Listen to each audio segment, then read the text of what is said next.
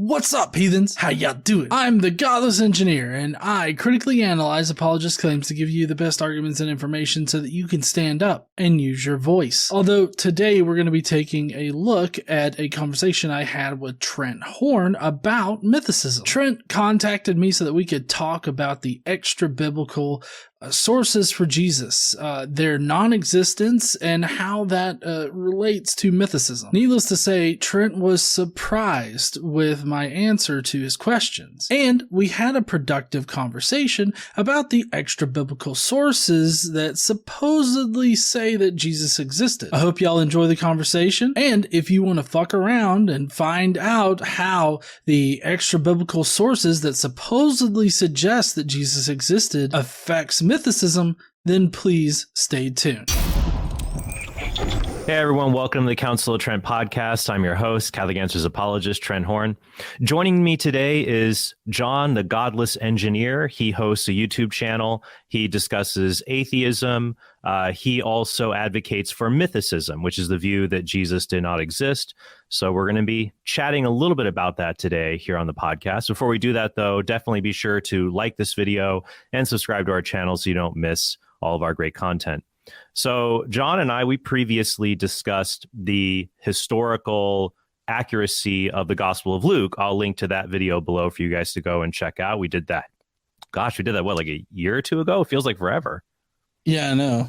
it has been a while. Yeah, well, it's nice to have you back, and yeah, let's just talk about this. So you would identify as a mythicist. Could you explain to everyone what you mean by that and what your position is? Right. I guess a more specific way to characterize my position is the minimal mythicist position, and that's just that Jesus probably didn't exist. I think that the evidence is pretty bad and vague, the evidence that we do have.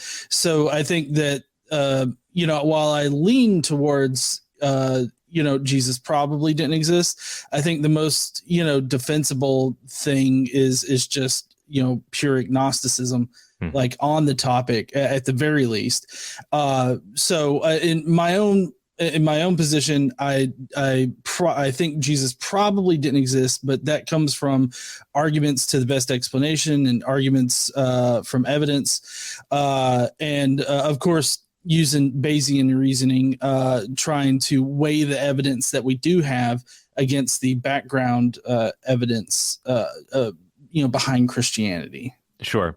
And we're not going to get into the entire case for mythicism today. The reason I wanted to chat with you, I was watching one of your videos maybe like a month ago, and you were dialoguing with someone, I forget who, but you were talking a little bit about the absence of testimony about Jesus in ancient non-Christian sources. So non-Christian sources written, let's say, within the first 100 years of the crucifixion, for example. So saying that counts as evidence against Jesus's existence. And so people have called this the argument from ancient silence, for example. And I just wanted to focus on that particular argument because you're talking about Bayes' reasoning. And what you would do is, you'd have all this data set in front of you and things would tip the scale one way or another based on likelihoods and things like that. And this would be one of those data sets, this apparent absence of testimony about Jesus in the ancient non-Christian sources. And so from my perspective is I don't find this to be a very compelling argument at all. I think there are other mythicist arguments that are stronger. I don't even think this really factors into the data set at all. But maybe you can give us your thoughts about ancient non-Christian sources and their testimony about Jesus and what conclusion you draw from that. Well, so I'm not exactly sure which discussion you were taught or you saw, but if I said that the silence from non-Christian sources is positive evidence, like in favor of mythicism, then I must have just misspoke, or maybe just heat of the moment thing, because I don't think that silence from non-Christian sources is positive evidence that Jesus didn't exist. I think that it it just simply doesn't help the historicist case, because then that's just evidence that you don't have. So I've been thinking about, your question since you asked me to come on, and the way that I see it is like, if you start out at the question, let's start out at like a 50-50 chance, because Jesus, either he did exist or he didn't exist. Right. And then we have to weigh the evidence. If you don't have non-Christian sources, then that doesn't help either side. And so it's a little detrimental to the historicist case, because you would expect to at least find some references out there if Jesus had existed, because we have authors in the first historians in the first century that recorded similar people at the time, similar events that supposedly happened, and so you should expect to find some non-Christian references to Jesus, but we don't. Now, that doesn't mean that I think that Jesus didn't exist. That just means that I don't think that there's any outside corroboration, for the figure of Jesus. Well, it sounds like you're straddling two positions a little bit, because what I would say is I would agree with you that the absence of mention of Jesus in non-Christian sources. And what I'm going back to here is there are a lot of mythicists. You go back to, I think it's like 1909. There was an atheist named John Remsburg, and he made a list of like 40 or 50 ancient authors who wrote within the first 100 years that Jesus was crucified. And he considered that extremely suspicious. He considered that evidence Jesus did not exist, because if Jesus did exist, surely one of these people would have written about him. And so you have this list of all these ancient authors, and we can talk about that. But like, I would agree that if these ancient authors don't mention Jesus, that doesn't tell us anything one way or another. I personally would not expect them to write about Jesus. And there's a lot of silence, even in the other major sources, like Josephus or Tacitus, many large events that they don't record. So help me understand where you're coming from, because it seemed like you said you wouldn't expect it one way or another. But I thought I heard you just say that if Jesus existed, we would expect at least one of them to mention something. So do you think that wouldn't matter one way or another, or we would have expected some of these sources to talk about him? Well, I don't think that I said that it wouldn't matter one way or another. Like, as far as like that 50-50 split goes, I thought that I had said that, it doesn't help either case. Not that mythicism doesn't expect it, just the same as the historicist position doesn't expect it, or something like that. That's right. Not what I meant. I just meant that it doesn't help either case. So you can't use it as evidence, like positive evidence for either case.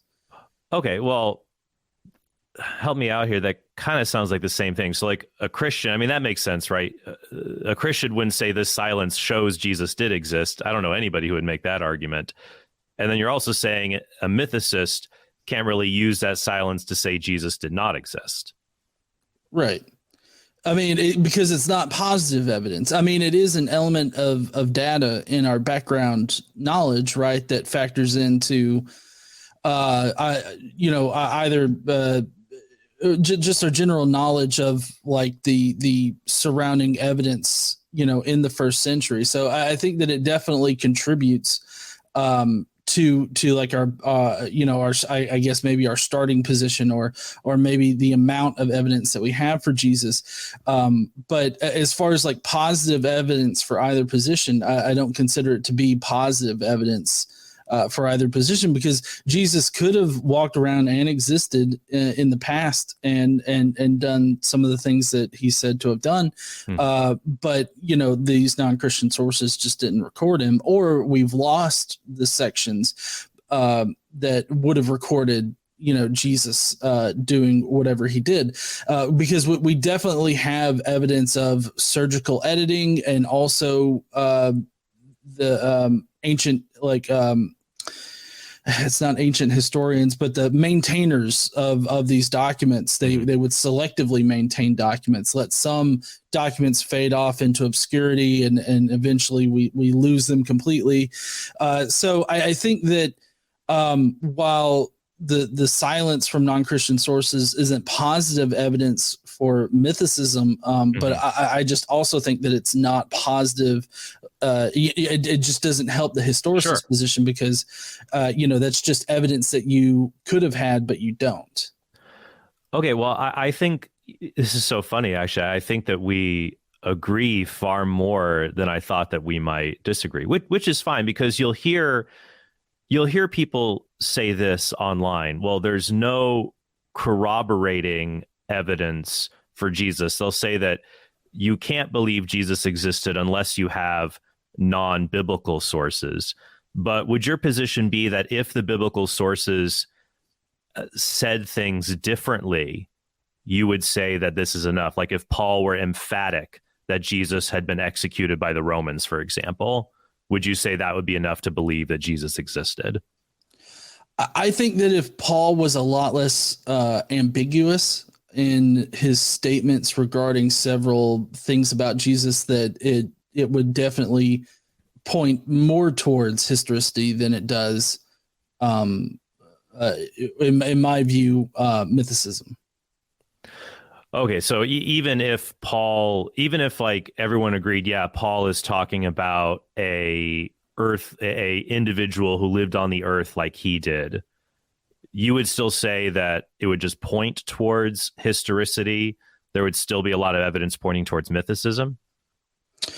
Well, it's not so much that there's evidence pointing towards mythicism as how strong the evidence is for the historicist point.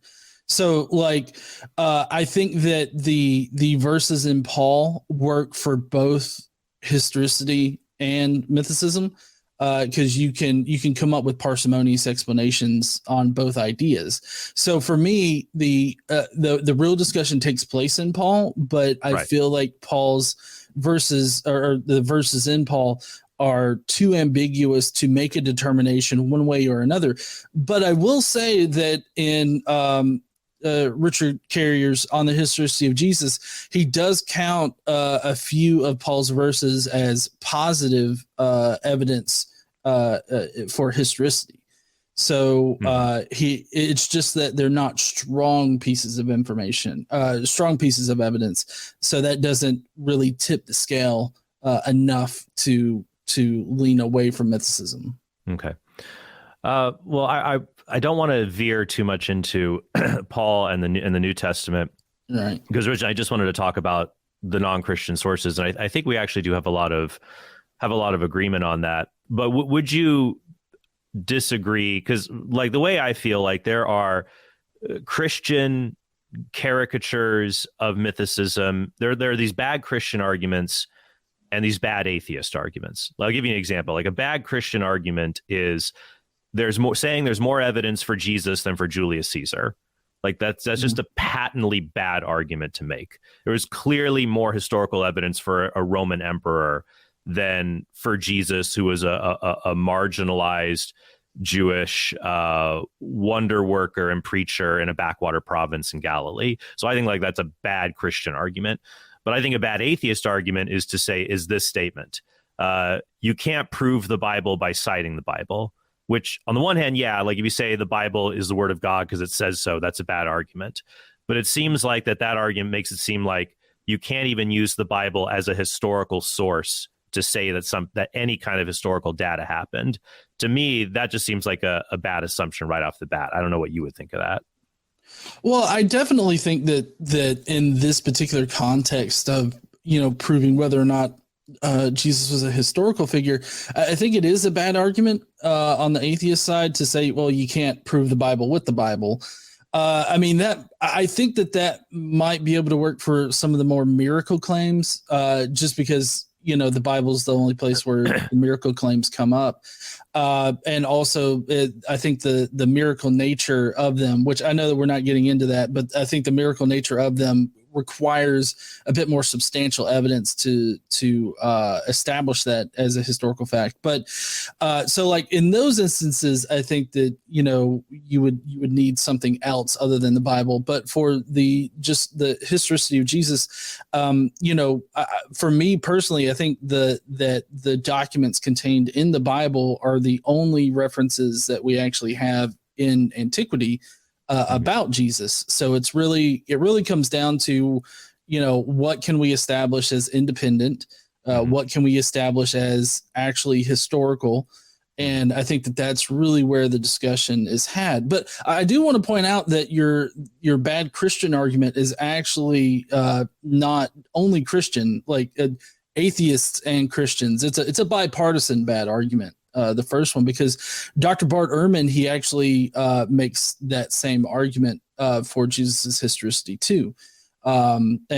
Several people that I've encountered also, like on the atheist side, also. So it's a historicist argument, I guess, is what I should have said, because we have to remember that the mythicist position is not identical to atheism. I think there are many atheists online who are embracing this, but there are many atheists, I'd say most in the academic world, like Bart Ehrman, professors and others, who don't subscribe to this view. Mm-hmm. Yeah. There have been some Christians that have subscribed to the mythicism view as well. Oh, wow. So, yeah. Who would you count in that bracket? I do believe it's I can only name one name off the top of my head, and that's Thomas Brody, I believe. Yeah. I guess it's kind of hard. It's like, I guess I'd be wondering what his theology is, if it's like to be a Christian who thinks Jesus, unless you think Jesus literally was just a cosmic figure who existed, but only in a cosmic way. Maybe I'll have to talk to him about his view. Let's talk then, I guess we could go a little bit more. Let's do a little bit more on the non-Christian sources, because there's really two kinds of non-Christian sources here. So one would be the list of the pagan writers who don't say anything at all, and everybody agrees they don't say anything, like Pliny the Younger, Seneca the Younger. There's a whole list, like 40 or 50 of them. But my view is that for many of them, they either didn't write history, they were more interested in other subjects, or they could have even written about Jesus, and a lot of ancient literature has been lost, but it just probably wasn't a subject that interested them, including, there's other miracle workers, things like that weren't recorded. Then there's other sources, though, where people dispute that there's a record about Jesus. I think the two biggest ones would probably be Tacitus and Josephus.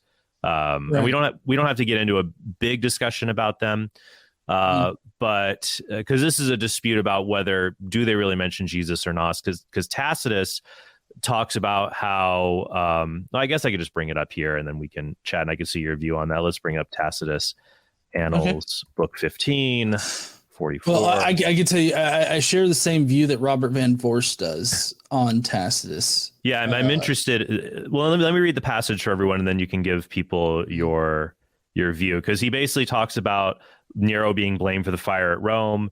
He says, Nero fastened the guilt and inflicted the most exquisite tortures on a class hated for their abominations, called Christians by the populace. Christus, from whom the name had its origin, suffered the extreme penalty during the reign of Tiberius at the hand of one of our procurators, Pontius Pilatus.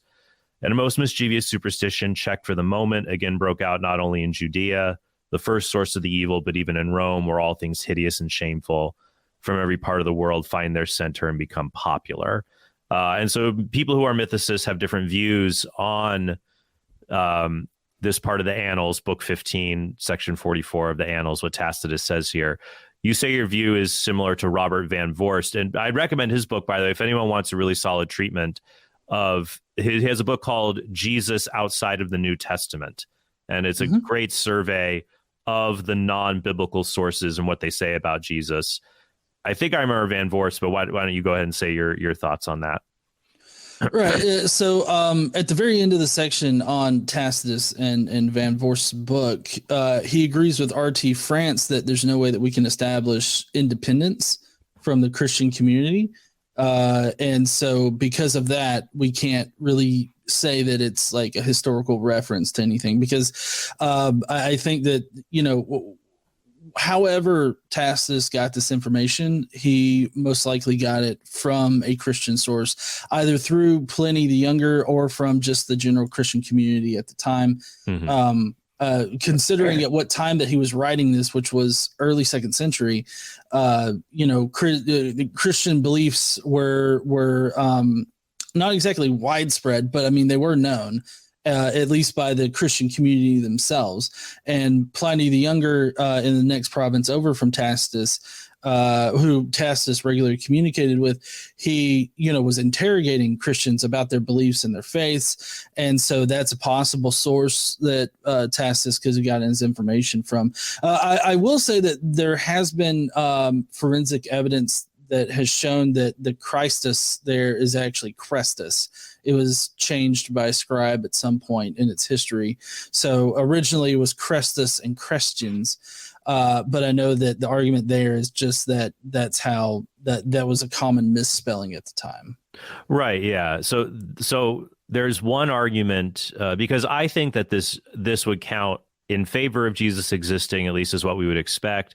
But I see the point that Tacitus, we need to figure out where Tacitus got the information. He could have gotten it from other Christians. There is a possibility he looked at imperial archives or other Roman sources.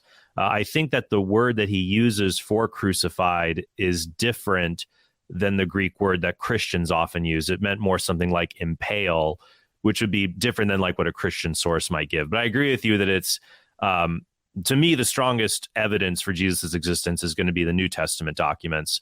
I do think this has some corroboration, but I wanted to know your view on this because some other mythicists will claim the entire passage is an interpolation, or that it's interpolated, it's forged, that he gets Pilate's title wrong by calling him a procurator, and I think that those arguments aren't very good. That the title of Pilate was either known as a prefect in some sources and a procurator in others. Josephus uses the titles interchangeably.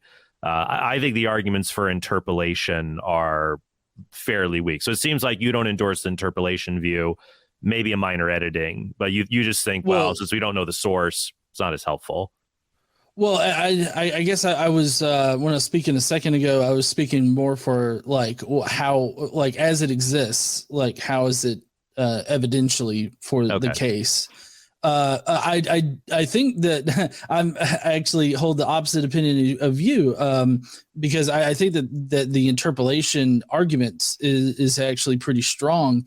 You were just making like a best case scenario. Right. Yeah. Because I didn't want to get into like the minutia of like discussing the possible interpolation, because ultimately, as far as the evidence goes, it doesn't really matter if it's interpolated or not to me, because we can't, because of the fact that like we can't establish independence. Like we can't say like there's no direct evidence that he was getting this information from like Roman records of Jesus's crucifixion or the events surrounding Jesus's issues in Judea.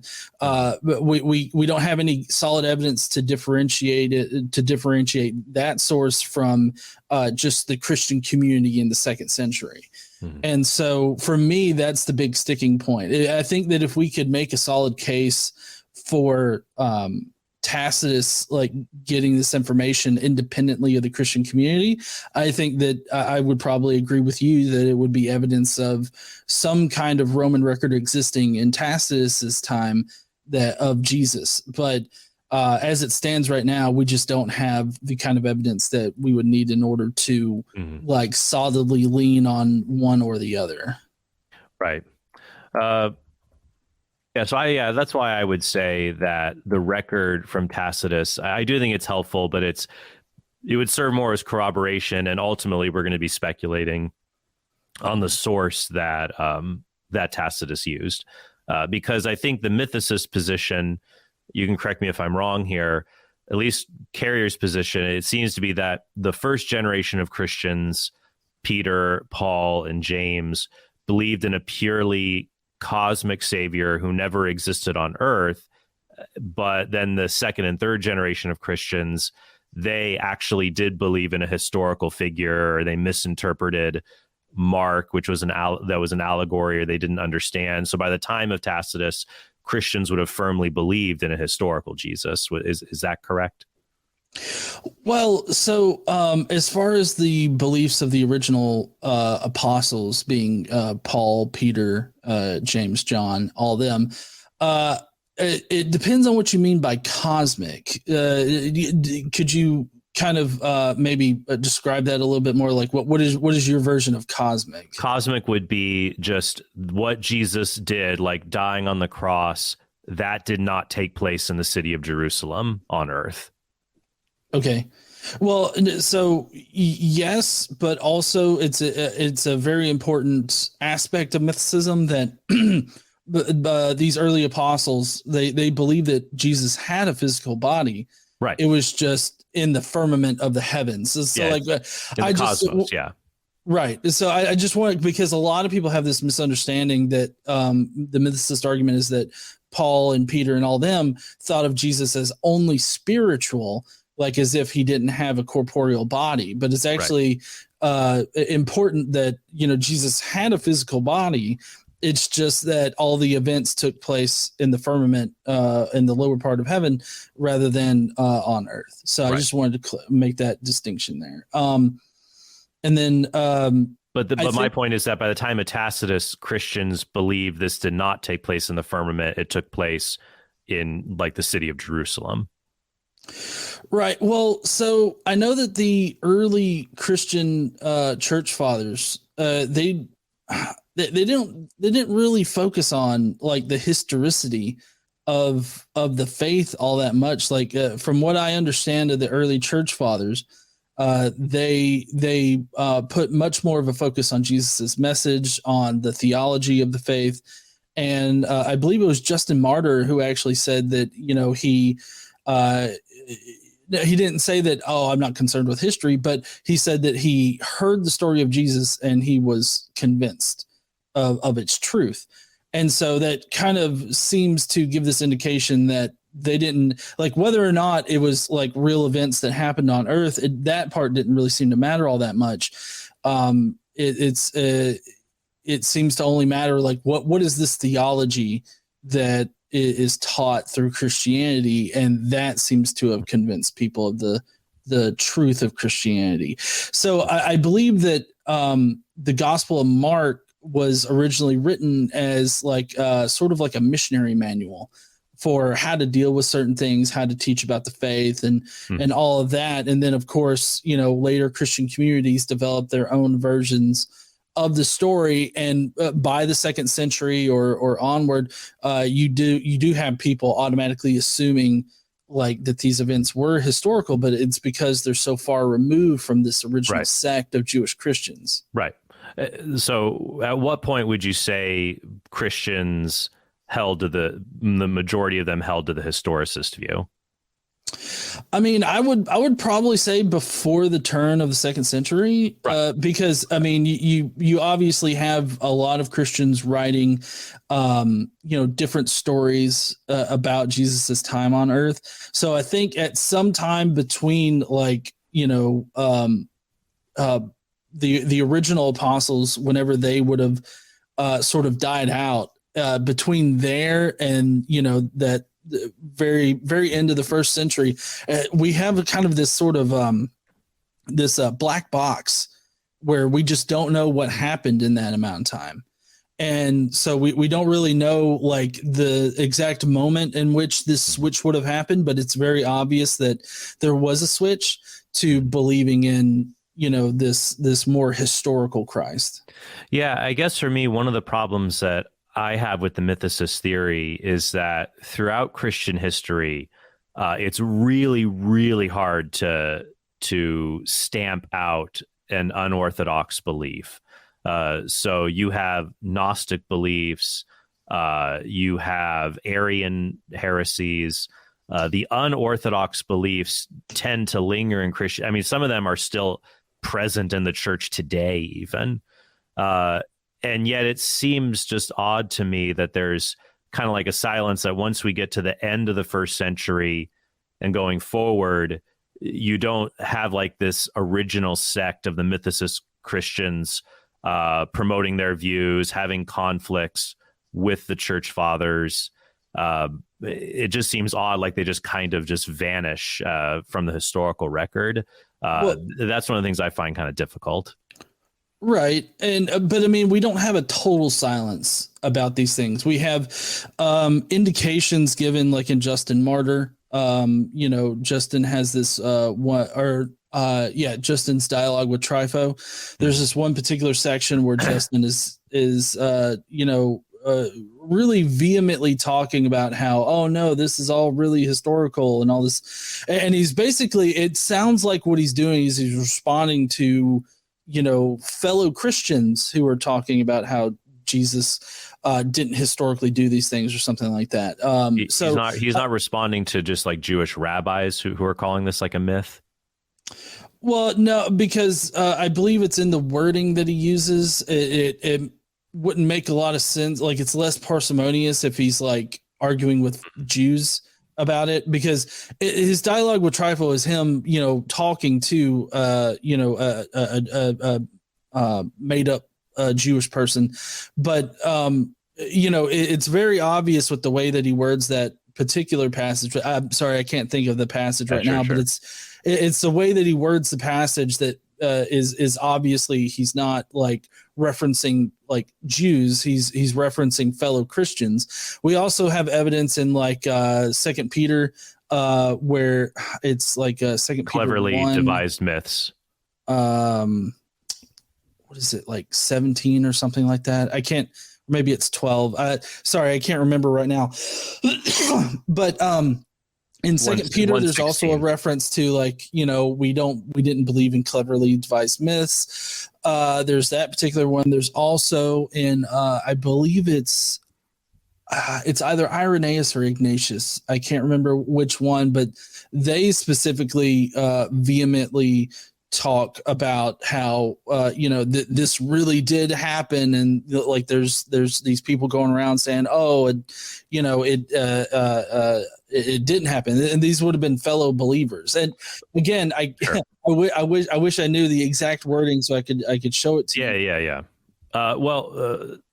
Right, and that's hard because we've meandered in a fun way, which is fun to meander from what I thought we'd originally talk about, which is fine. I'm happy to do that. I think the trouble there is, so one of my concerns about the mythicist position would be an absence of evidence of this mythicist community, especially if it's connected to the original founders of the religion, almost really vanishing, so to speak. I think what you're referring to is then this would be a debate over the theological content of the Docetists at the end of the first century and beginning of the second century. I know some mythicists have tried to say that the Docetists embraced a kind of mythicism, though I think most biblical scholars would say that their position was that Jesus had an existence on the physical earth, but that he did not actually have a physical body. He had more of a spiritual body. He appeared to, a dokeion in Greek means to appear. So that the idea is that you see this in First John and others, like, no, he really did have a body. He really did suffer. He didn't just appear to have a body, which would go back to what you said before, that the first mythicists really did believe Jesus. If you believe they were mythicists like Paul, that he had a physical body, it was just up in the heavens. So I think that also complicates the debate a little bit. Well, yeah, and I mean, I've heard it said that the Docetists, or I've heard it said Docetists. I don't know. I'm bad at pronouncing words, but that particular group isn't exactly representative, or it might be like a bad moniker or something that's been established in biblical and New Testament studies. But as far as the first Jewish Christians, they definitely consider Jesus to have a physical body, and there's actually support in Judaism for these physical bodies existing in heaven. Mm-hmm. And so it's really not like out there. Like it seems more in line with Jewish ideas than it does than a lot of people want to think that it is, because like, you know, there was one of the Jewish beliefs is that Adam, Eve, and Abel were all buried in the third heaven in paradise. Right. And Paul even considers paradise to exist in the third heaven. Well, Christians believe Elijah was taken up into heaven bodily. Right. So yeah, I don't have a disagreement there. Yeah. Okay. Okay. Well, I don't think there wasn't. I mean, we can go into Josephus, but I would almost rather just like come back at another point to really dive into that, because it's pretty intricate. Because I was even willing to grant the non-Christian sources don't say anything, but I don't see that as make or break one way or the other. But yeah, I don't know. I'm willing to let you just kind of have last thoughts, or if you have a question for me. Sorry if we didn't have too much of a clash. Maybe we could do another get together. We really have someone really clash over on that, like Paul, for example, or something like that. But yeah, I mean, I'd love an extended discussion on like Paul, because like I said, I think that that's really where like the disagreement lies is in these ambiguous ways that Paul references Jesus. And as far as final thoughts go, I think that the non-Christian sources that, you know, should mention Jesus but don't, I don't consider that to be positive evidence. Just to restate my position here, I don't consider that to be positive evidence for mythicism, although it is a curious data point that makes us wonder, like, well, why didn't they write things about Jesus, especially if all the things in the Gospels are representative of history? Yeah. You would think that some of these people might at least reference some of these things, because like I believe some of the people on the list are like natural historians who recorded natural events, so you would think like the darkening of the sun would have been recorded, right, or other things like that. Like those are the types of things that, right, that we should see. And so while I don't consider it to be positive evidence for mythicism, I also don't think that I think that it sort of hurts the historicist case, in that that's just evidence that you can't point to. Like that's just evidence that you don't have, which it's not like it knocks down the likelihood on historicity, at least not for me. But it definitely doesn't help the case. And so then you have to go looking for other evidence. And so that's kind of how I handle the non-Christian sources. And then of course, you know, there's the ones that people normally appeal to. We kind of discussed Tacitus here, which I think that we're not exactly in agreement with, but I feel like we have a pretty good disagreement there on the value of Tacitus's stuff. And then we didn't get into Josephus, which is perfectly fine. And then Pliny the Younger, I know that he got kind of mentioned. I don't know what your position is on Pliny. Well, Pliny, yeah, I think it's Pliny. Pliny, sorry. Yeah, that's fine. Well, Pliny talks about he references Christians worshiping Christ as a god, and he writes a letter to Emperor Trajan saying, what should I do with them? And he gets rules for how to punish them for their gatherings and for the unwillingness to renounce their beliefs. I would just say that is evidence of Christian worship of Jesus, worship of Christ, and the willingness to be martyred. But after that, it doesn't really help us very much for the mythicism debate. I do want to mention one thing, though, about arguments from silence, because actually there's a lot of things, because I'm even willing to agree with you. It's a curious detail. These non-Christian sources don't mention Jesus. But when you look at ancient history, there's a ton of curious silences. So like if you talk about natural history, like why didn't Pliny mention the darkness at the crucifixion? What's interesting is, so Pliny describes the eruption of Mount Vesuvius. And actually what's funny about that is he also talks about how his uncle, Pliny the Elder, died at Vesuvius because he got too close to the explosion, to the eruption. But he doesn't mention the destruction of the cities of Pompeii or Herculaneum. And so people didn't know that those towns existed until they were discovered, I think, like the 17th century. So when you look at like all this stuff, like Claudius expelled the Jews from Rome, Josephus and Tacitus don't mention it. It's only in Luke and Suetonius. There's lots of examples of this, that in the ancient world, there's lots of curious silences about things that we know did happen. So even if there is a curious silence about Jesus, there's just curious silences in the patchwork work of ancient sources. But I still want to be polite. I gave you the final word and then I talked. So I want to, just in case you wanted to respond to any of that. Otherwise, we should get together to have a more of a clash on Paul. That'd be fun. But wrap up and then your sources for everyone listening.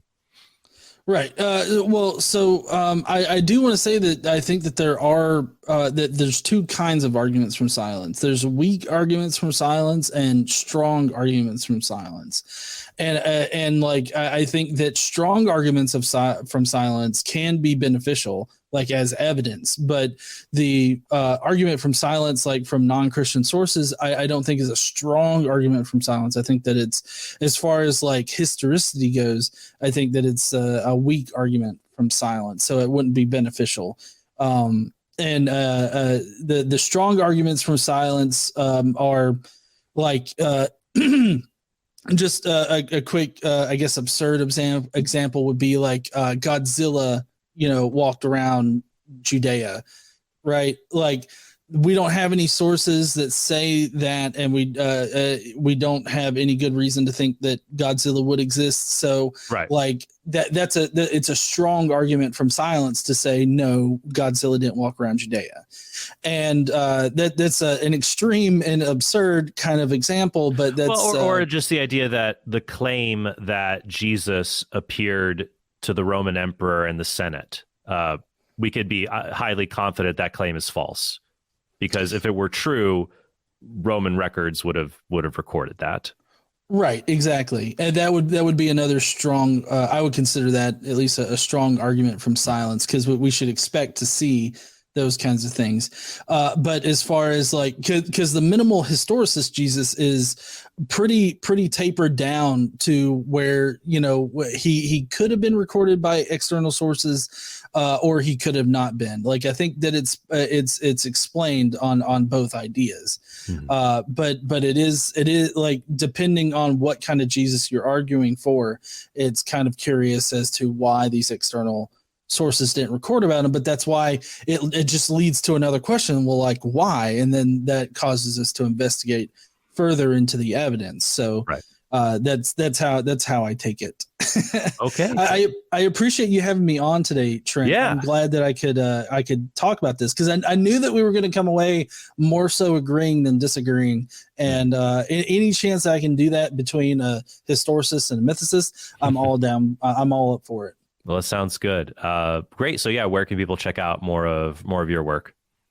Everybody can come check me out over on Godless Engineer. I post just about every day over there on the channel if I can, if work doesn't get in the way. I was just recently on a work trip, so I wasn't able to post as much as I do. But I've got content going up over there on this topic, but also just my views as an atheist, counter religious views, I guess. And although I will say for Trent's crowd here, I'm a little bit more liberal with my vocabulary over on my channel. So just saucy is a great way to put it. So just be prepared for that. And if that's not your cup of tea, that's perfectly fine. I know that I'm marketing myself towards a very specific audience. So if y'all want to come check me out, please do. And I appreciate y'all's time. All right. Thank you very much, Sean. Thank you guys so much. And I hope you all have a very blessed day. Yeah, you too, Trent. Hey, heathens! Thanks for watching this conversation with Trent Horn.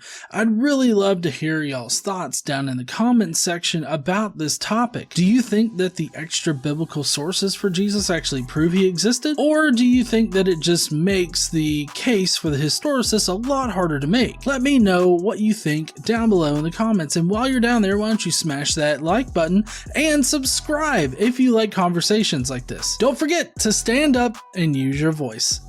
Bye, heathens.